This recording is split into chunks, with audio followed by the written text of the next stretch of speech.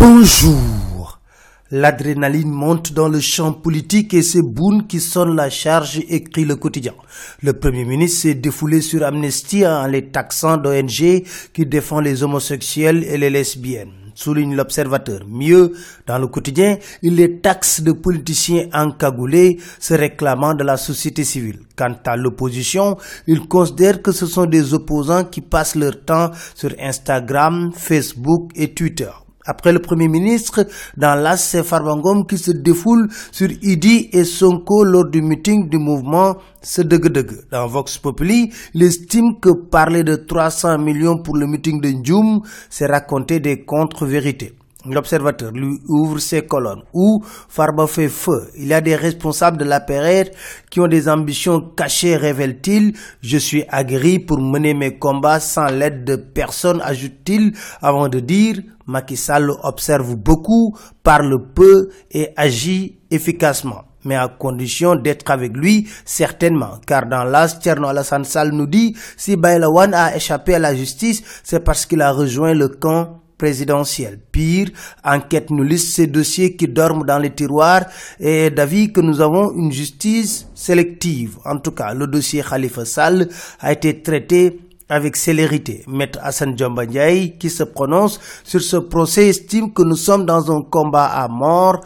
L'enjeu dépasse de très loin un enjeu judiciaire. Est-ce que c'est normal? Alioune Badara Cissé dira certainement non. Lui qui crache ses vérités à la face du régime Sall. Il déclare « Nous avons assisté aux énormes difficultés lors des législatives. C'est inadmissible dans un pays de droit. » Il ajoute « Ce n'est pas au gré du Seigneur que les marches doivent être autorisées ou interdites. » Restons avec les Échos où Cheikh Bamba Dièye avertit « Si je suis élu, je supprime le Conseil économique, social et environnemental et le Haut Conseil des collectivités territoriales qui sont des réservoirs de transhumants. » Vox Populi nous parle d'une tragédie à Touba où un talibé de 10 ans a été égorgé par des inconnus. Ces bourreaux n'ont emporté que son sang avant de le jeter dans une maison en construction. L'Observateur nous parle d'une fillette bâillonnée, violée puis tuée à Mbao. Les deux victimes avaient le même âge, 8 ans. 3 tentatives d'enlèvement d'enfants avortés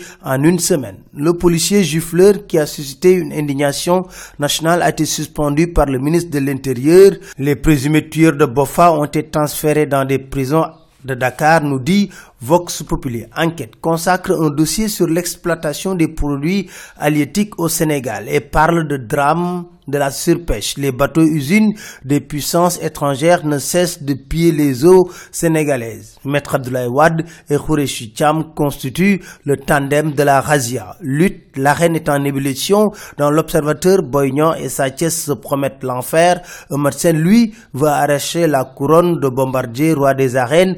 Terminons avec Enquête qui nous parle de cette musique bas de gamme à la mode. Kon yes, C'était tout, merci. Très bonne lecture à tous.